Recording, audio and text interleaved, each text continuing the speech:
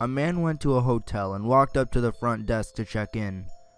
The woman at the desk gave him his key and told him that on the way to his room, there was a door with no number that was locked and no one was allowed in there. She explained that it was a storeroom and that it was out of bounds. She reminded him of this several times before allowing him upstairs. So he followed the instructions of the woman at the front desk, going straight to his room and going to bed. However, the insistence of the woman had piqued his curiosity, so the next night he walked down the hall to the door and tried the handle. Sure enough, it was locked.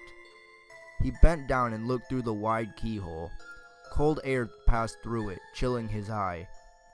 What he saw was a hotel bedroom, a lot like his, and in the corner was a woman whose skin was incredibly pale. She was leaning her head against the wall, facing away from the door. He stared in confusion for a while. Was this a celebrity? The owner's daughter? He almost knocked on the door out of curiosity, but he decided not to. As he was still looking, the woman turned sharply and he jumped back from the door, hoping she would not suspect that he had been spying on her. He crept away from the door and walked back to his room. The next day, he returned to the door and looked through the wide keyhole. This time, all he saw was redness. He couldn't make anything out besides a distinct red color, unmoving.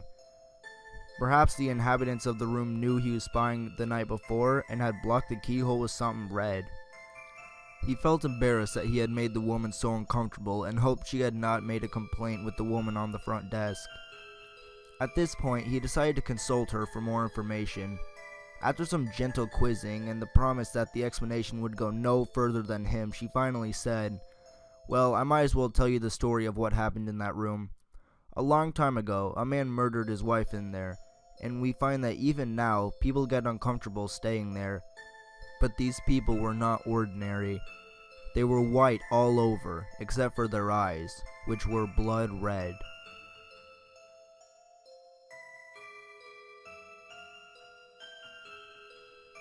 In the late 1800s, Thomas Otto and his family moved into a mansion at the corner of Eaton and Simonton Streets in Key West, Florida, now known as the Artist House. The Ottos were known to be stern with their servants, sometimes even mistreating them. It was the treatment of one such Haitian servant that provides a twist in this story. This woman was hired to take care of their son, Robert. One day, Mrs. Otto supposedly witnessed her practicing black magic in their backyard and fired her. Before she left, the woman gave Robert a lifelike doll, which stood 3 feet tall, had buttons for eyes, human hair, which was believed to be Robert's, and was filled with straw.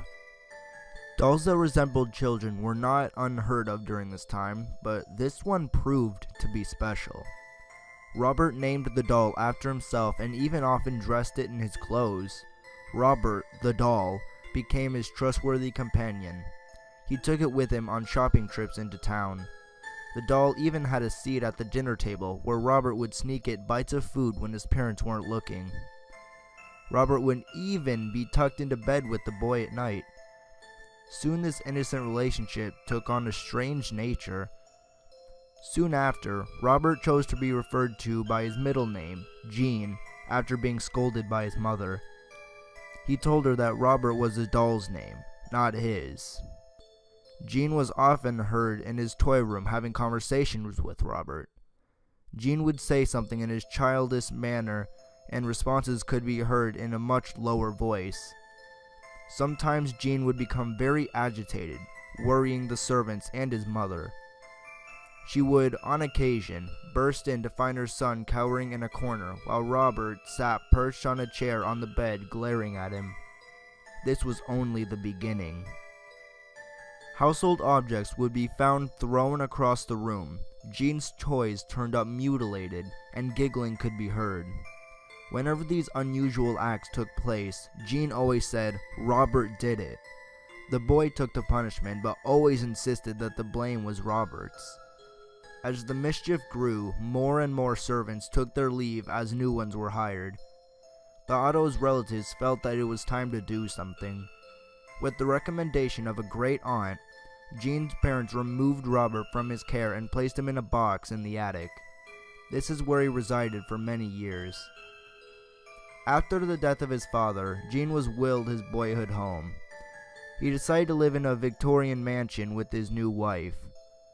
Gene had become an artist and felt the house was spacious and would provide a place for him to paint. He went to the attic and dusted off his childhood toy. He became attached to the doll despite his wife's displeasure. Gene would take the doll along with them everywhere they went. He even sat in his favorite little chair while Gene and his wife slept nearby. The turret room became Robert's domain after Mrs. Otto moved him back to the attic. Their marriage slowly became sour until Mrs. Otto supposedly went insane and died of unknown reasons. June followed soon behind. Robert supposedly attacked people, sometimes locking them in the attic. People who passed by claimed to hear evil laughter coming from the turret room. For some time, Robert remained in the empty house by himself until a new family purchased the mansion and restored it. The doll was once again moved to the attic, but this pleased it as much as the last time. The doll was often found throughout the house, and on one certain night, Robert was found at the foot of the owner's bed, giggling with a kitchen knife in hand. This was enough to send them fleeing from the home. Robert was later moved to the East Martello Museum in Key West, where he sits perched in a glass box. Despite his new living quarters, the doll is believed to have not given up his menacing ways. Visitors and employees claim they have seen the doll move. His smile has been known to turn into a scowl. One employee cleaned Robert, turned off all the lights, and left for the night.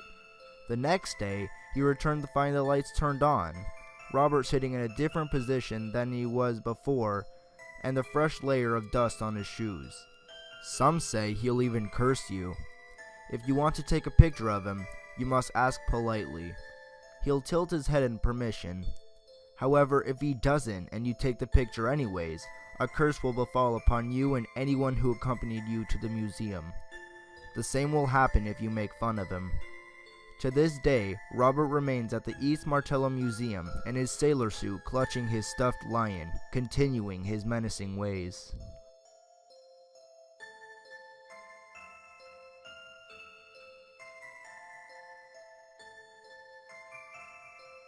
There was a hunter in the woods who, after a long day hunting, was in the middle of an immense forest.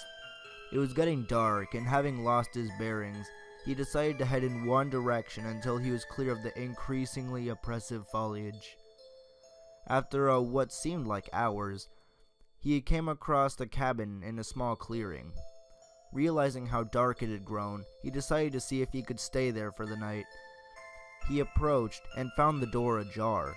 Nobody was inside. The hunter flopped down on a single bed, deciding to explain himself to the owner in the morning. As he looked around, he was surprised to see the walls adorned by many portraits, all painted in incredible detail. Without exception, they all appeared to be staring down at him, their features twisted into looks of hatred.